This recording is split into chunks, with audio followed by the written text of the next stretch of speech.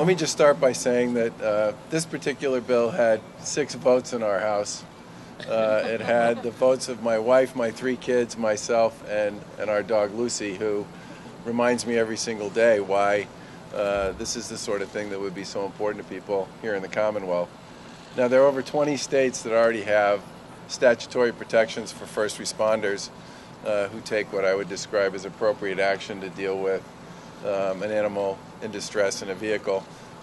There are several other states that also have statutory protections in place for people who do similar things, and this law is a great example of Massachusetts stepping up on behalf of animals and dogs and pet owners especially, but also Good Samaritans.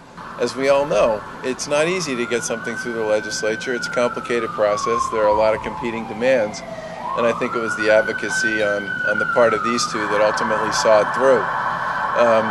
Let me just say in conclusion that this is one of those laws that you hope never has to be implemented, that you hope no one ever has to break their way into a car to save a dog or an animal in distress. But certainly if people find themselves in that situation, first responders or regular citizens, I'm glad they'll have the ability to do that, recognizing that under state law, their act of Good Samaritanship will be protected. Thank you all. In particular, I want to say thank you, Governor. There's a bit of a backstory. The bill was signed on Friday, and here we are on Wednesday. And I want to take full responsibility and apologize for that.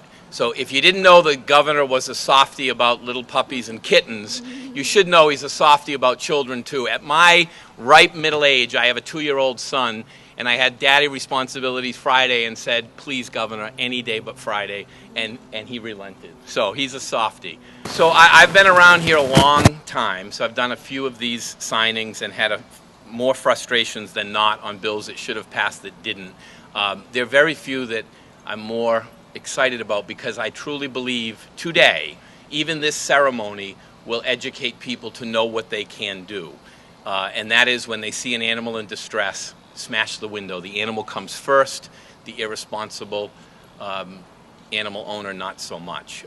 There are protections built in. These are not, we weren't frivolous in the consideration. We worked hard to find the right balance. But we're basically saying, as the governor has said very well in the last few days, we should be treating these beautiful creatures the way we treat human beings. And you don't tether unnecessarily and inhumanely. You don't leave a child or an animal in a hot or cold car. And for the first time, we're saying not only first responders, because let's face it, if we're fortunate enough that a first responder actually witnesses the act, they can save the animal and, if necessary,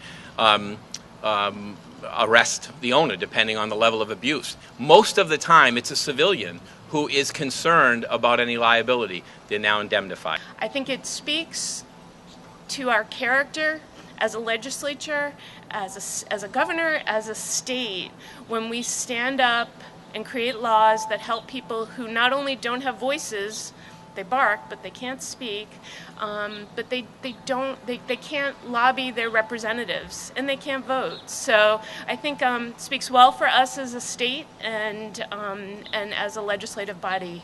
I'm really proud. So.